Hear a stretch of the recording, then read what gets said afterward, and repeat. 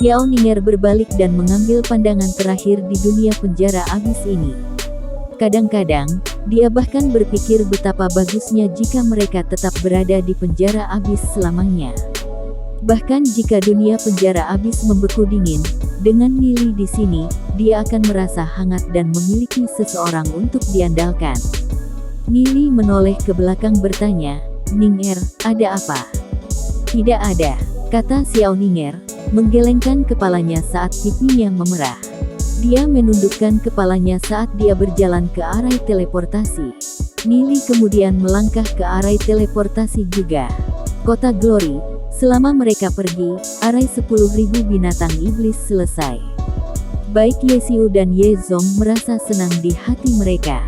Saat arai 10.000 binatang iblis dihidupkan, kota Glory akan memiliki penghalang pelindung lainnya. Kemana bocah nakal Nili itu pergi? Kenapa kita tidak bisa menemukannya, bahkan setelah sekian lama? Pada saat ini, mereka menyadari pentingnya Nili untuk kota Glory. Jika mereka mengetahui hal ini sebelumnya, mereka akan memberi Nili beberapa penjaga. Sesaat kemudian, seorang bawahan bergegas masuk. "Lapor Tuan Kota, Tuan Ye Xiu, Nili kembali. Dia ada di aula mansion Tuan Kota sekarang." Mendengar laporan ini, Ye Xiu dan Ye Zong memiliki jejak sukacita yang melintas di mata mereka. Mansion Tuan Kota, Nili dan kelompoknya merasa sedikit bosan. Ye Ziyun bergegas masuk, saat dia melihat Nili dia merasa lega. Melihat Xiao Ning'er berdiri di samping Nili, tanpa tahu mengapa, Ye Ziyun merasa sedikit tertekan di hatinya dan berbalik untuk pergi. "Ziyun, mengapa kamu pergi tanpa mengatakan apa-apa?" teriak Nili, tersenyum. "Aku berjalan ke tempat yang salah," cemberut Ye Ziyun. Dia tidak mau mengakui bahwa dia bergegas ke sini karena dia khawatir tentang Nili. "Salah tempat. Apakah Anda yakin bahwa Anda tidak di sini mencari saya?" kata Nili, tertawa. Tiba-tiba, dia mengulurkan tangannya, memegang tangan Ye Ziyun dan memberikan permata spiritual ke mereka. "Permata ini untukmu. Teman-teman saya semua ada di sini, saya akan memperkenalkan mereka kepada Anda." Wajah Ye Ziyun menyerah dan buru-buru mencoba membebaskan diri dari genggaman Nili. Di bawah begitu banyak orang, dia merasa sangat malu. Mata Xiao Ning'er dan Ye Ziyun membuat kontak satu sama lain dan keduanya merasa sedikit canggung saat mereka mengalihkan pandangan mereka. Lu Piao memberi Nili jempol kecil di hatinya. Pada saat ini, melihat aksi kecil Lu Piao, Xiao Su memberikan pukulan pada Lu Piao dan memberinya tatapan tajam. Lu Piao meringis.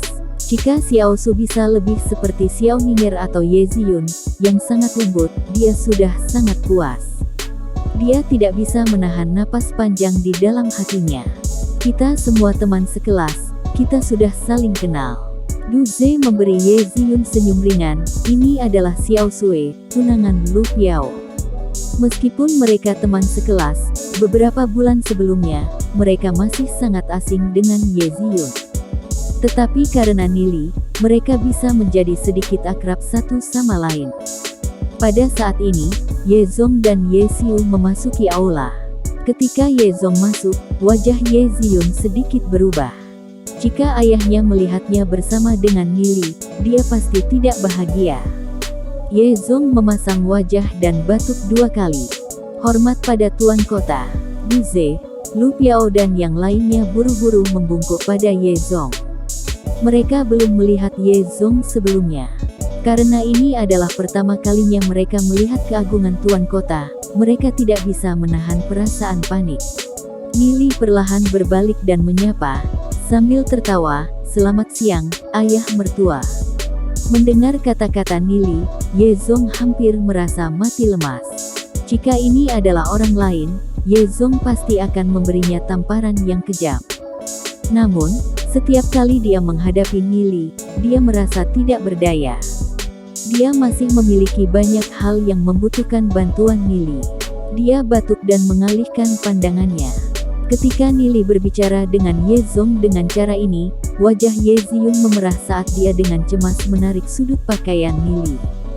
Dia awalnya berpikir bahwa Ye Zong akan memberi Nili pelajaran yang sulit. Dia tidak pernah berpikir bahwa Ye Zong hanya akan batuk dan memalingkan wajahnya, pura-pura tidak mendengar apa-apa. Kali ini bahkan Ye Ziyun tercengang. Saat Ye Zong masuk, Duan Jian merasakan aura yang kuat datang dari tubuh Ye Zong. Jadi ahli tertinggi ini adalah ayah mertua tuannya. Duan Jian mengukir ini ke dalam hatinya. Melihat ekspresi Ye Zong, Nili tersenyum ringan. Ye Zong akhirnya menjadi lunak. Nili pindah ke sisi Ye Zong dan tersenyum berkata, "Ayah mertua, ketika saya masuk, saya perhatikan bahwa arai 10.000 binatang iblis telah dibangun sepenuhnya. Saya akan memberikan jejak kontrol kepada Anda. Ayah mertua, dalam periode waktu terakhir ini, kami membuka barisan kuno di dekat mansion kota, ternyata arai kuno yang mengarah ke penjara abis. Kami mendapatkan beberapa barang bagus dari sana. Ini adalah kristal darah yang telah mengalami penyempurnaan. Ini sesuatu yang aku berikan untuk menghormatimu," kata Nili sambil meraih sekelompok kristal darah dari cincin interspatial dan memasukkannya ke tangan Ye Zong. Ye Xiu dan Ye Zong keduanya tertegun. "Kristal darah benar-benar bagus. Tuan Ye Xiu, ini untukmu." Nili meraih kumpulan kristal darah dan memasukkannya ke tangan Ye Xiu.